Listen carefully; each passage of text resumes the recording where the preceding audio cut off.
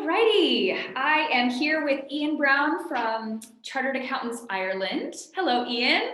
Hi, Christina. Nice to meet you. Yeah, so it's such a pleasure to meet you as well. Go ahead and introduce yourself. Of course, I just introduced your name, but what is your role at Chartered Accountants Ireland? So, Christina, Chartered Accountants Ireland, I am currently the Deputy Director of Education, which is responsible for, in a lot of my prior role as Head of Assessment and Syllabus, responsible for examinations and the future content of the qualification. So Chartered Accountants Ireland dates back to 1888, and we're the third oldest professional accountancy body in the world. And everything up until effectively last November, 12 months ago in 2019, the 1st of November 2019, was when we kind of turned on our first real online examinations. Everything prior to that, with a very small exception, was still paper-based. So people went to a traditional exam hall and completed their assessments in paper and pen. We had started a pilot project which was to run between 3 to 5 years of rollout, which we started a pilot on the 1st of November 2019 with about 10% of our assessments, never thinking in a million years that, like, literally 3 or 4, 5 months into our pilot, suddenly we potentially had to fast track what was going to be a 3 or 5 year rollout to all of our assessments would need to happen by the summer. And that was I define it internally in terms of, we really went from a 3 to 4 year project horizon to compress all of that into 3 to 4 months of a time frame to roll it out. And we're in a highly regulated environment, which means that we have to have everything correct and 100% functioning all the time, every time. So that was a real high stakes situation. And obviously we couldn't have done that without having, for what we had partnered up with for our pilot, which was Cirrus. And we were having to contact Cirrus to say, okay, we've really got to take a look at how do we take this 3 to 5 year project and roll it out over 3 or 4 months. I'm pleased to say, having chose the right partner in our selection criteria, it was really proven that it was the right decision, because we really did something cool and innovative and fresh and new to the profession globally. We were one of the first out of the blocks all over the world in our area in accountancy globally. And it has worked really well, but high pressure. Wouldn't like to have to live that kind of 2020 again, as would most people. But I have to say, on reflection now at the end of the year, looking back, and we've had 100% of all our candidates tested successfully, and our results have held stable over that period as well. A lot of the key KPIs, I really feel we've managed to get through and tick off in whilst 2020 was a year of lots of challenges, which required a lot of innovation and out of the box thinking to get us to where we needed to be. We can imagine what we wanted to be like, but relative to the 130 years of experience of doing it one way. But then we've actually got somebody has to be able to translate in the technology that vision into a reality, and that's where Cirrus played a huge role in helping us do that. Yeah, that was going to be my next question, was like the ease of switching over to a digital platform. How did you find working with Cirrus, and how streamlined was it? There's a massive legacy piece. So what we had done for 130 years, we had learned how to do that really, really well. And it's like when you're like in that premium space, it's expected then that if you were to transition to something new, that whatever new situation you were going to deploy would need to be of the same premium quality. And obviously then that left us with a lot of criteria that we needed to tick the box on to make sure that was there on day one for deployment into reality. That was something, and also with the challenges of, yes, we were always paper-based, in our examinations, but also our team was fundamentally set up in that analog world. So we had an office presence with a team of X amount of people that worked together to roll out exams nationwide.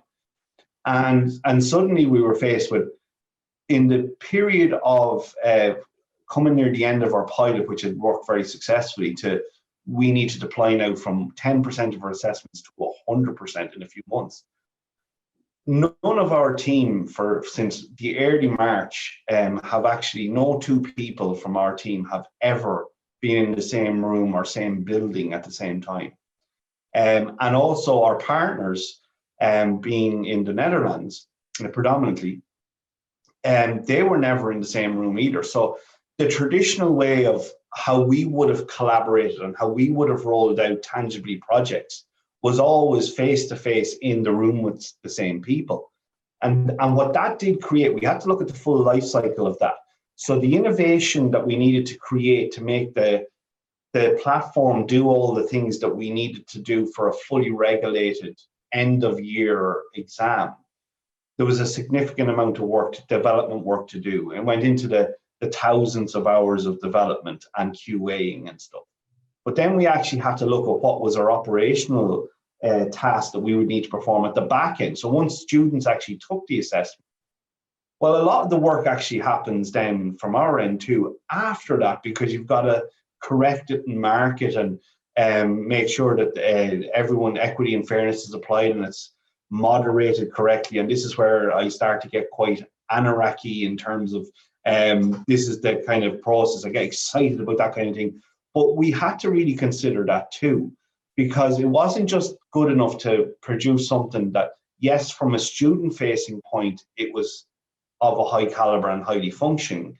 We also needed to make sure that the back-end stuff that people don't see was equally as high a quality and smooth in the process, because we would have hundreds of people who would mark scripts and examiners, and you didn't want the system to be so clunky at the back end that they'd never want to work with you again.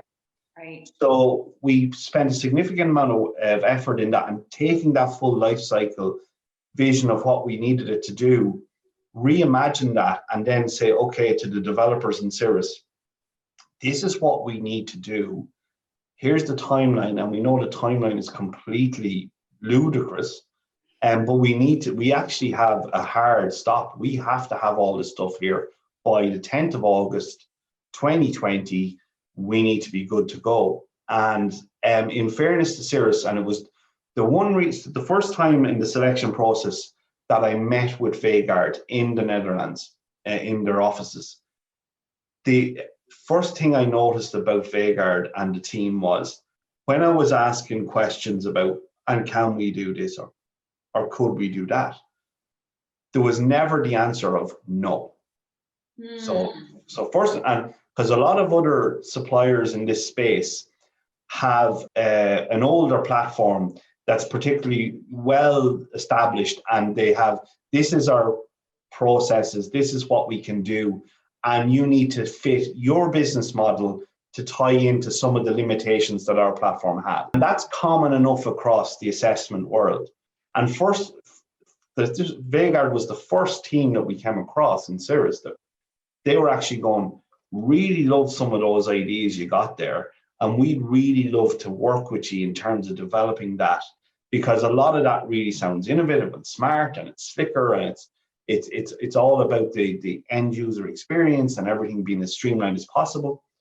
And that was just so refreshing to hear, and reassuring as well, because I'm glad to say that for most instances that we have as assessments in this year, we didn't really have to make significant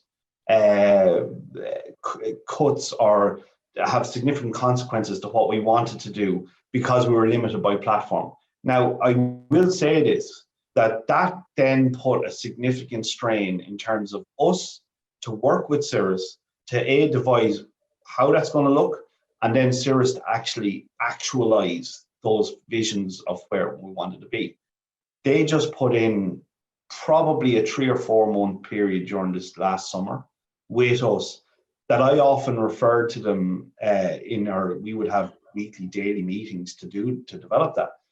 We were literally what I would classify as the client from hell, because we, like, even though very friendly but we had all these hard deadlines. If I remember asking certain things that I knew were massive, big deals, and I remember asking them going, oh gosh, if I was the other side of the screen, like, and it was my company, I'd be going, oh, really? You got to be kidding me now. Here's something else again. That never once happened, ever. And the positivity and the spirit of collaboration and innovation, it actually ended up, so people talk about, oh, who you partner with. And I talk a lot about this to different people I get a chance to speak with. People talk about in terms of there's a customer client relationship. In terms of, and that's fine, but for real collaboration, real innovation, it needs to go much tighter and closer than that. And I would say there's an innovation team or family of people that we had that worked together, like a family works together to get through tough times or whatever. Yeah. That's not a business scenario relationship thing. That is something that I suppose the bigger corporates get, the harder that becomes to replicate. Yeah. But that for me is one of the biggest things that I look back and say, to be able to walk through the pressure pot environment we've had for the last year with Cirrus and actually say we probably bonded in the end more like family, and we were rooting for each other to perform and do well. And I'm pleased to say, and we always talk on our meetings in terms of updates, we say, we're really proud of the offering and product and service that we've developed jointly. So it's not just, oh, there's a them and us. It was never like that. And I can't think of another better example in my career of the level of collaboration and speed of which that collaboration occurred. And also everyone I want to say friends in that system, because everyone, like I would still, it's like everyone when they go through a real pressured situation, yeah, there's a bonding can occur during that process. It'll either tear you apart or bond people. And I have to say, I'm very proud to be able to say that some of the people that I've worked with really closely at the other end, I have the height of respect for in terms of what they've done to pull out all the stops for us, that I would call those guys some of my most incredible friends as well as work colleagues.